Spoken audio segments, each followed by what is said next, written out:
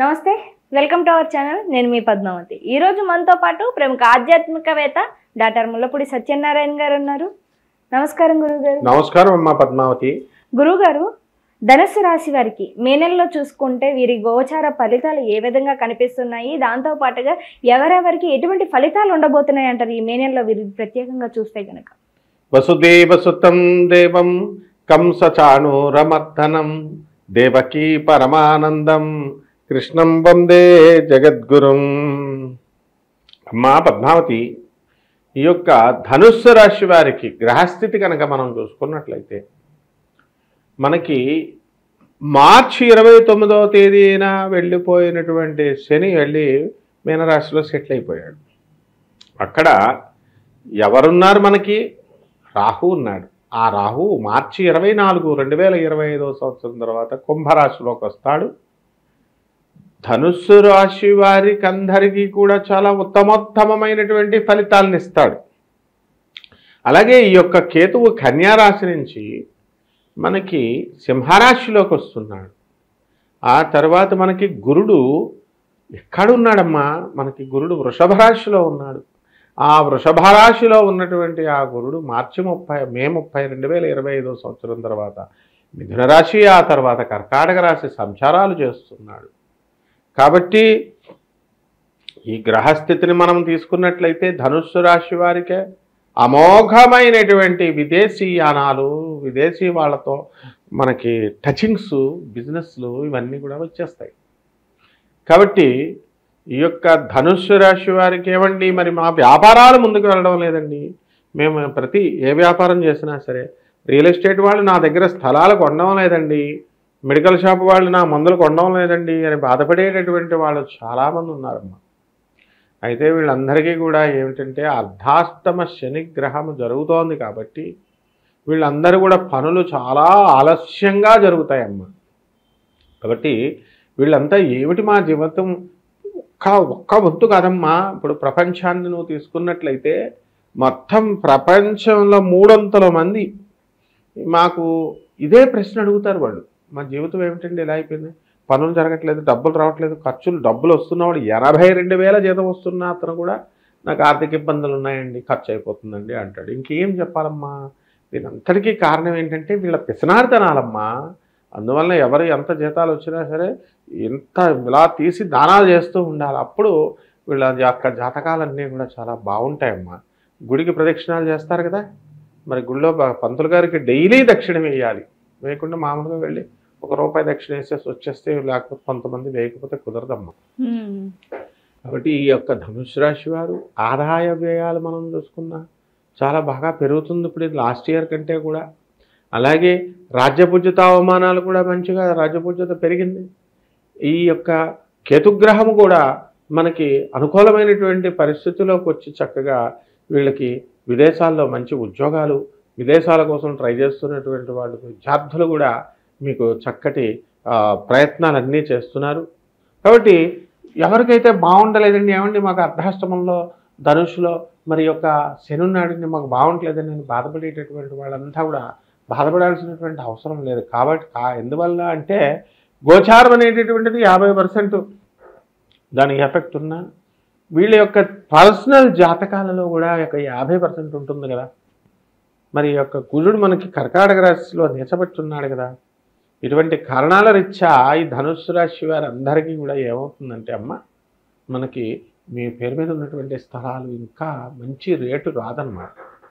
కాబట్టి రేటు రావాలి, మంచిగా అమ్మడు అవ్వాలి, అండ్ ధైర్యము కూడా కాస్త వీళ్ళందరికీ కూడా సన్నగిల్లడానికి అవకాశం ఉంటుందమ్మా. అలాగే ఈ ధనుస్సు రాశి వారికి మరి కుక్క కరవడానికి కూడా అవకాశాలు ఉన్నాయమ్మా. చిన్న చిన్న ప్రమాదాలు, యాక్సిడెంట్స్, మరి అవతల వాళ్ళు కనుక కుజదోషాలు ఉన్న బళ్ళు ఎక్కిన, లేకపోతే వాళ్ళు డ్రైవింగ్ చేస్తున్నటువంటి వాళ్ళు వెళ్ళిన వాళ్ళకి కొంచెం కాస్త ప్రమాదాలు ఉన్నాయమ్మా. ఎందువల్లంటే అష్టమకేతు అమ్మ.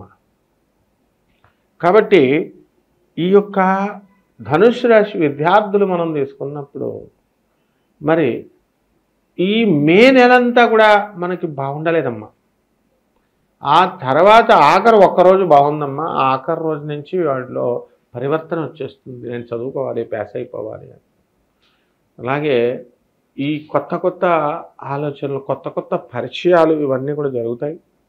వీళ్ళలో బలమైనటువంటి ఒక ఇన్ఫ్లుయెన్సర్ దొరతాడమ్మా. ఇన్ఫ్లుయెన్సర్ని ఆదర్శంగా తీసుకొని నేను కూడా బాగా చదవాలి, నేను కూడా బాగా చెయ్యాలి అని చక్కగా చేస్తూ ఉంటారమ్మా. అయితే ముందు దృష్టి ఎప్పుడో ఉన్న ముందు దృష్టి పెరిగిపోతుందమ్మా. అంటే వాళ్ళు ఎలాగంటే ఎప్పుడో ఇంతకుముందు తర్వాత చూద్దాంలే అని అనుకునేటటువంటి వాళ్ళంతా కూడా మరి జూన్ నెల రాశి ఫలితాలు ఏప్రిల్ నెలలోనే రెడీ అయిపోతారమ్మా. అంత దూరదృష్టి బాగా వచ్చేస్తుందన్నమాట.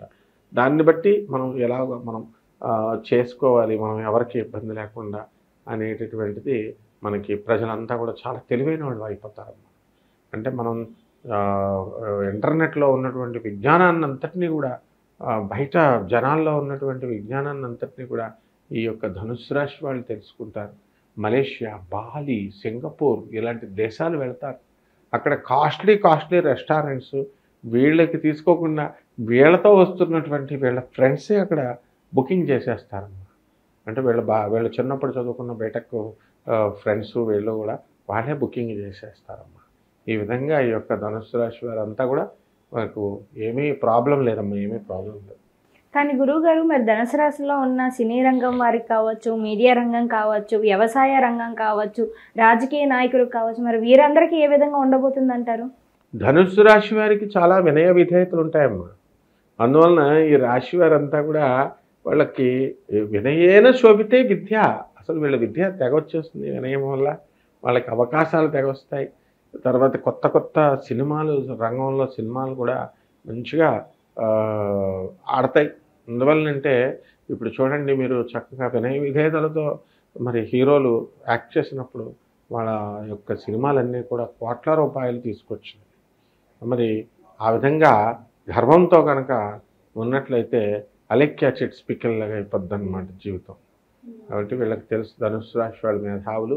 అయితే వీళ్ళంతా కూడా ధనుస్సు రాశి వాళ్ళు ప్రతి ఒక్కళ్ళని కూడా నమ్ముకుంటూ, ప్రతి ఒక్కళ్ళ మాట కూడా వినుకుంటూ వెళ్ళిపోతే లాస్ అయిపోవడానికి అవకాశం ఉంటుంది. స్థిరమైనటువంటి మైండ్, స్థిరమైనటువంటి ఆలోచన, స్థిరమైనటువంటి గురువు ఉండాలి. ఇవి కనుక ఉన్నట్లయితే బ్రహ్మాండంగా ఉంటుంది. గురువు గారు, కానీ చూసుకుంటే ధనుసు రాశి వారికి మిశ్రమ ఫలితాలు అయితే కనిపిస్తున్నాయి కాబట్టి మరి వీరు మే నెలలో ఎటువంటి పరిహారాలు చేసుకోవాలంటారు? ధనుస్సు రాశి వారు బెల్లం ముక్క ఉంటుంది కదమ్మా, బెల్లం ముక్క. ఆ బెల్లం ముక్క మొత్తం చీమలకు వెయ్యాలి ఒకటి. రెండవది, బెల్లంతో తయారు చేసినటువంటి తేలికలు, అంటే బెల్లం తాలూకులా ఏదో అంటారు కదా వంట, ఆ పిండితో తయారు వినాయకుడికి మనం పెడతాం కదా, అవి ఒక పెద్ద క్యానుడు వండి బెల్లంతో అవంతా స్వామివారికి నివేదించి అవన్నీ కూడా పేదవాళ్ళకి దానం చేయాలి. అలాగే అమ్మ, ఈ యొక్క గురుబలం తక్కువగా ఉంది వీళ్ళకి. కాబట్టి మేడి చెట్టు చుట్టూ ప్రతిరోజు కూడా 108 సార్లు తిరగాలమ్మా. అలాగే ప్రతిరోజు కూడా రోజుకి 4-5 సార్లు బకెట్లు నీళ్లు పోసేయాలి. చెట్లకి నీళ్ళు పోసేసి ఈ చిన్న రెమెడీస్ చాలమ్మా, ఎక్కువ డబ్బులతో అవసరం లేదు. ఇక వీళ్ళు ఇంకా చేయించుకునేటటువంటి కెపాసిటీ ఉందనుకోమ్మా వీళ్ళకి. మరి తారాదేవి అని ఉంటుందమ్మా, దశమహావిద్యల్లో ఒకటైనటువంటి తారాదేవి అమ్మవారి యొక్క హోమాన్ని వీళ్ళ ఇళ్లల్లో జరిపించుకోవడం ద్వారా అద్భుతమైనటువంటి ఫలితాలు వస్తాయి. చాలా చక్కగా వివరించారు గురువు గారు. అయితే ధనుస్సు రాశి వారికి ఎటువంటి ఫలితాలు ఉండబోతున్నాయితో పాటుగా ఎటువంటి పరిహారాలు చేసుకోవాలనేవి కూడా చాలా చిన్న చిన్న రెమెడీస్తో చాలా చక్కగా వివరించారు. ధన్యవాదాలు గురువు. ధన్యవాదాలమ్మా.